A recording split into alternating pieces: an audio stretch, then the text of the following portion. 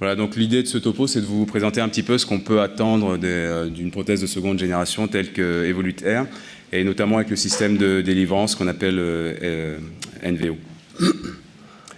Donc l'idée, c'est à peu près le même concept, hein. Ça reste une core valve, à savoir un stent qui est en nitinol, hein, coupé au laser.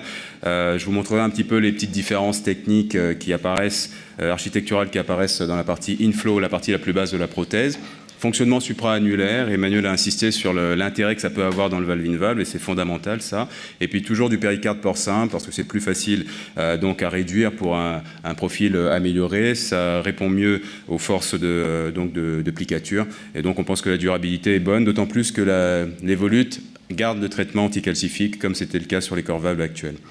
Donc c'est une combinaison, en fait, tout a été redessiné, nouvelle valve, nouveau système de libération, nouveau système de pause et également un nouveau système de chargement. Donc tout a été simplifié et vous allez voir, quand vous aurez l'occasion d'utiliser, c'est une prothèse qui devient extrêmement conviviale et assez enthousiasmante.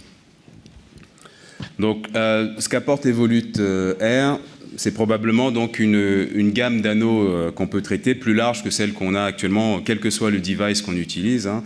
Et là, on va pouvoir traiter des anneaux de 18 jusqu'à quasiment 30, voire 31 mm, parce que la prothèse la plus large, le design n'est pas encore complètement décidé. Ce sera peut-être une prothèse de 32 mm, peut-être 33, donc plus large que celle qu'on a actuellement, et donc possibilité de traiter des anneaux beaucoup plus larges que ce qu'on peut faire actuellement.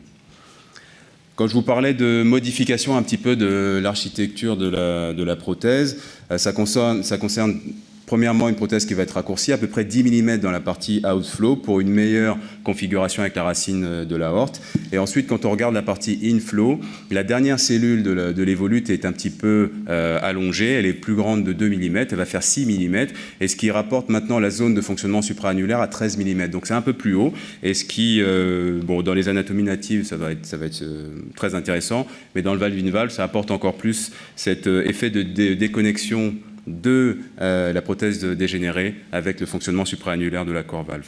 Donc la profondeur d'implantation se situe aux alentours de 3 mm contre 4 mm actuellement avec les core valves qu'on utilise.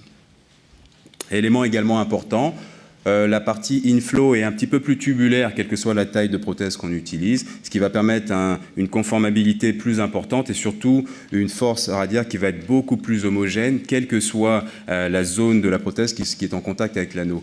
Là, sur la core valve actuelle, la force radiaire la plus importante est vraiment la partie toute distale de la prothèse. Là, sur l'Evolute, on a une zone tubulaire de 4 à 6 mm avec une force radiaire homogène, ce qui devrait permettre de diminuer les fuites paraprothétiques, qui reste l'un des points de discussion actuels récurrents avec la core valve.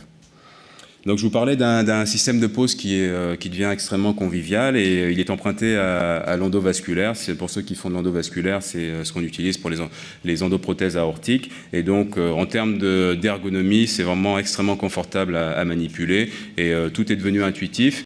Le sens de libération de la prothèse maintenant a été inversé. On vise pour recapturer et on dévisse pour libérer la prothèse, contrairement à ce qu'on a actuellement avec la core valve.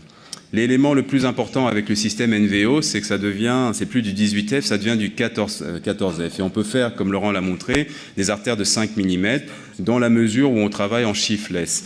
Et l'idée, c'est qu'on a la capsule qui contient la prothèse, et ensuite, de façon dissociée, on a l'introducteur donc qui est situé ici et qui est capable de bouger sur l'ensemble de la gaine accutraque.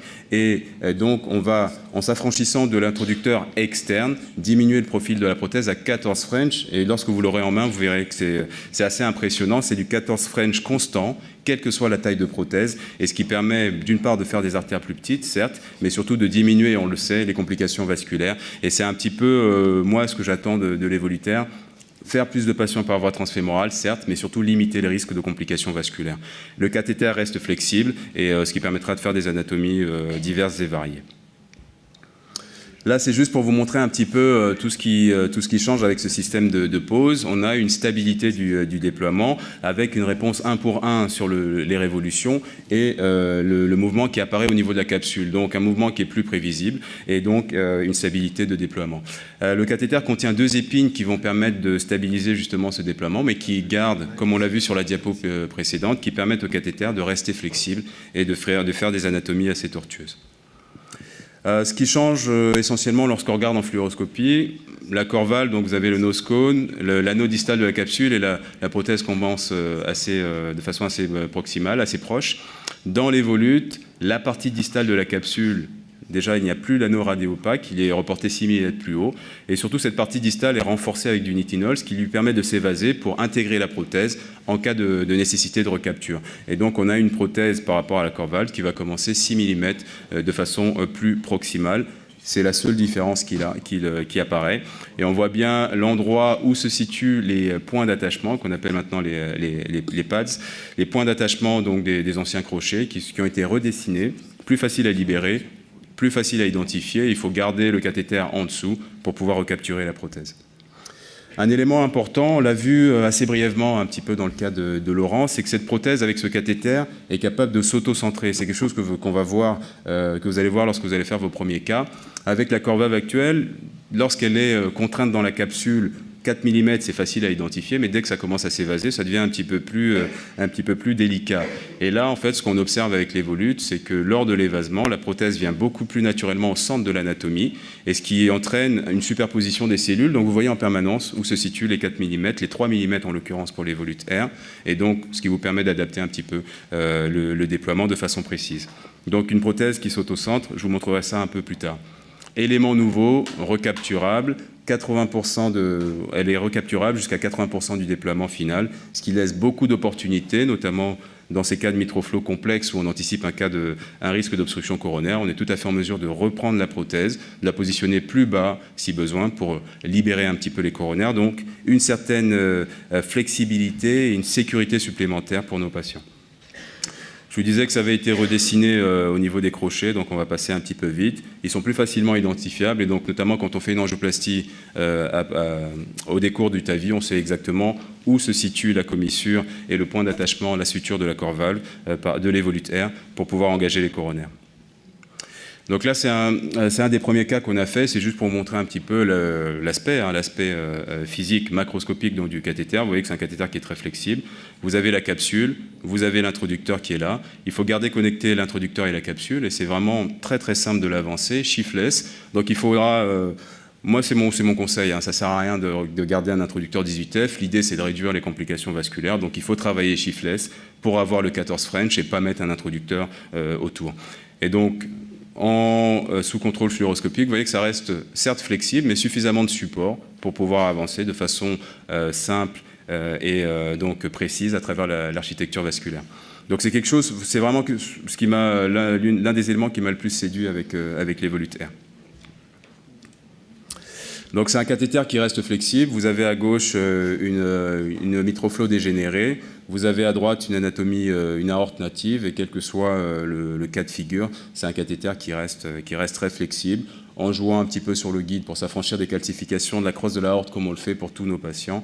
On est capable d'avancer sans aucune poussée de façon agressive. Là, c'est pour vous illustrer un petit peu le côté auto-centré. Vous voyez que la prothèse est évasée. Et là, ce qu'on observe habituellement avec la Corval, c'est qu'ici, tout est vraiment éloigné, et puis on ne sait plus exactement où on va atterrir exactement. Là, vous avez en permanence la prothèse qui reste exactement dans le plan central de l'anneau, et vous avez exactement la limite distale de la prothèse. Vous savez exactement où vous êtes. Les cellules sont superposées, on sait où se situent les 3 mm, donc on sait exactement où on va la déployer. Et ça, c'est quelque chose qui va nous simplifier la vie en termes de précision de déploiement. Là, c'est juste pour vous donc illustrer le côté repositionnable. Les mitroflows, c'est un petit peu délicat à traiter dans la mesure où l'anneau est semi-flexible. Donc, dès qu'on va toucher l'anneau, la prothèse peut plonger un petit peu.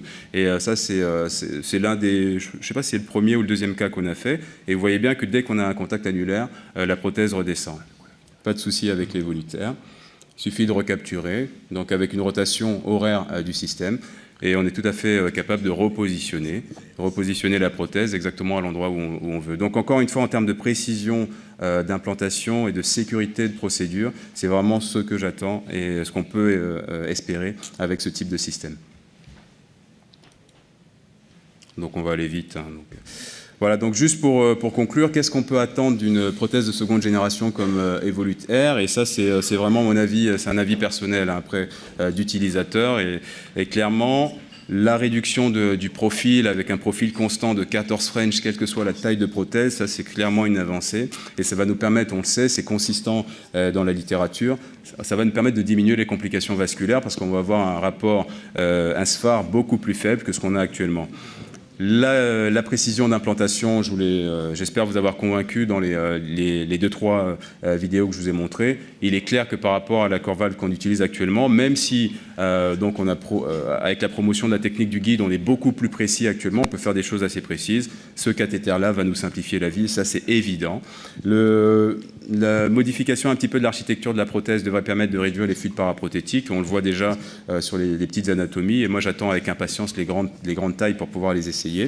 Et donc, on pourra faire des tailles d'anneaux beaucoup plus larges et donc traiter manifestement des patients, une proportion de patients beaucoup plus importante qu'on ne peut pas traiter à l'heure actuelle parce que l'anneau est trop large, même quel que soit le type de prothèse qu'on utilise. Toutes les prothèses TAVI à l'heure actuelle couvrent des anneaux qui la plupart du temps sont entre 18 et 29 mm, mais la plupart du temps c'est entre 20 et 27. Et enfin, très très important, convivialité, un cathéter extrêmement ergonomique et facile à utiliser. Et c'est vraiment donc cette synthèse-là, c'est ce que j'attends et c'est ce qu'on peut espérer de l'Evoluter. Voilà, je vous remercie.